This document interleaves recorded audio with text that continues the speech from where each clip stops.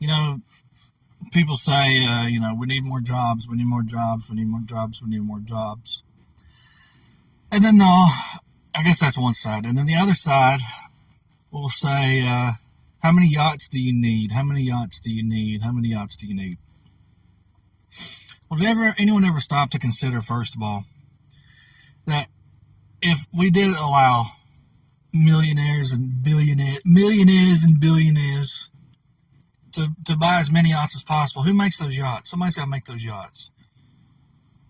And what's wrong with a yacht making job as opposed to another industry, right? We don't want rich people to be rich. We need some. Listen. Building a yacht is a job. Can both sides not understand that? The more you allow for wealth to exist, the more prosperity there is all the way around. I mean, that's Rothbard 101. It really comes back to an education problem. It really, because it's not. I mean, it wasn't easy when I first started reading. I'm like, it's not easy to understand how the economy works. I mean, I had to really slow down and read it and be like, okay. So when I buy something, we both benefit. That took me a long time to accept. Wait a minute. If I'm buying a Mountain Dew, then I'm saying I want the Mountain Dew more than I want the money. And then when they sell the Mountain Dew, they're saying they want to give me the Mountain Dew more. They want to sell the Mountain Dew. They don't want to hold on to the Mountain Dew. They want the money more than the Mountain Dew. I want the Mountain Dew more than the money. So I want the Mountain Dew more than the money, my value scale. They want the money more than the Mountain Dew on the value scale, so we trade. The fact that our value scales are different, I value the Mountain Dew more than the money. They value the money more than the Mountain Dew. That's why we trade. The point is we both get what we value more in trade. And that took me, that's really what opened up my mind to wait a minute, free trade actually helps everybody. Because for years I used to think the opposite. I mean, when I was in high school, I mean, especially when you're at the age when you first have to get a job is when you think everything sucks, because you go from having everything handed to you by your parents, and then you have to go to work. And then for me, I was like, why do I have to work? So I immediately started studying economics, because I was like, wait a minute, time out, what's going on here? Because I wanted to know, what is economics? Why do I have to work? I wanted to know, so I started reading, started watching videos, went down a rabbit hole. I liked what Ron Paul was saying, so I was like, who's these people he talk about? Who does Ron Paul like? Who does he support?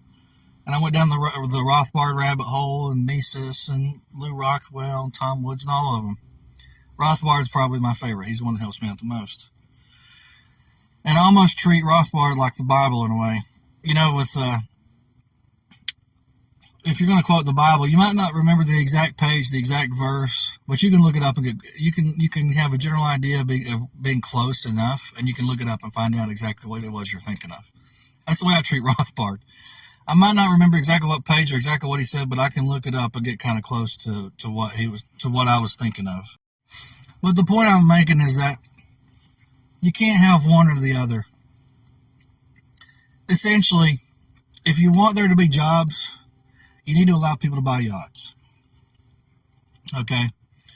And, I'm not too concerned with an AI takeover situation. I mean, even if it does, think about it. On the free market, think about this. Let's say that AI makes everything, right? AI makes everything. And you have all these millionaires and billionaires in their mansions and their yachts, and they own the robots, okay? And they don't need workers, right? Okay, why would they? Here's what they would have to do. The robots that are building everything, who are they going to sell that to? Stop and think about this for a second. If they're the only ones with money, no one else has money, right? And so the robots are building all these yachts and everything in the economy. Let's say everything in the economy. Nobody's working anymore, and the millionaires own all the robots. Why would the millionaires use the robots to produce all this stuff if nobody can buy it? right? Nobody else can work. Nobody else can buy it, right? That's where the authoritarian side comes in. That's where the government side comes in. That's where the chip in your wrist comes in. You can't buy or sell without the image of the beast. That's where that comes in. It's like, okay, we're going to enforce this by government law that you have to buy these. I mean, essentially, you get totalitarianism, is what I'm saying. If you get to a point where the government controls the billionaires control everything. They control the AI, and nobody can buy anything because nobody's working. What are they going to do? There's two options. The first option is that the market finds a way around it, which it will. There's an equilibrium point. The man who does that on the free market, he's just, what's he going to do? I got a robot building all this stuff for myself. I have to give it away. What am I going to do? It's not going to make any sense from a free market standpoint for him to own the AI and nobody can buy it. He's not going to do that. I mean, who's he building for? And besides, there's always going to be a competitor. People always underestimate competition. Why do you think there's so many inferior flavors of Mountain Dew? Right? I mean, bite the bullet. Don't work for the billionaire that owning the AI. Work for somewhere. First of all, you can't work there if the AI is doing everything. But bite the bullet. Say, okay, that job used to pay $30. Now it's replaced by a robot. I'll work somewhere for $15. Whatever. You know, there's always an alternative option. Even if it's not as good, you have to give it time to get better. You know, people really underestimate competition. It's crazy. It's crazy. They underestimate competition. And I think part of it is people really do want life handed to them. It makes sense. You know, we want to be children again. We want to be hand-fed without working. We want to be able to eat without working. First of all, the Bible says you can't because of Genesis 3. Okay? Second of all, if you think that you can right now, what you're essentially doing is you're forcing someone else to work for you for free. You're essentially supporting slavery. If you want people to work for you, if you want food for free, well, first of all, it has to be made somehow. Like you have to go back to the Lockean principle of who owns things. Essentially, the point I'm getting at is people who want things for free. In realistic practice, what they support is slavery. But what do they want? What they want is the Garden of Eden situation before sin entered the world, where you could just go up to the tree and eat it and be in paradise. So the utopian desire isn't bad, but the problem is that you're coming up against Genesis 3, and you're coming up with the nature of economics. You can't fight against that nature. And when you try to do that, that's how you get mass murder. I mean, that's how you get, concentration camps and gulags and soldiers and barbed wire and, the Eastern Bloc, the East, all of it. That's how you get war. That's how you get totalitarianism. So, honestly, like I said in the libertarian strategy video, I don't think it's a good idea to try to convert people. Just like I don't think it's a good idea to try to convert people. I think that what we need to do is exclude the communists as much as possible. Focus on the libertarians and talk about how thankful we are to live in this world we can buy and sell better than our ancestors could. And really, I would say continue to educate yourself. I can't go back to Rothbard enough. Like I say, I can't go back to Rothbard enough because the problem is covetousness.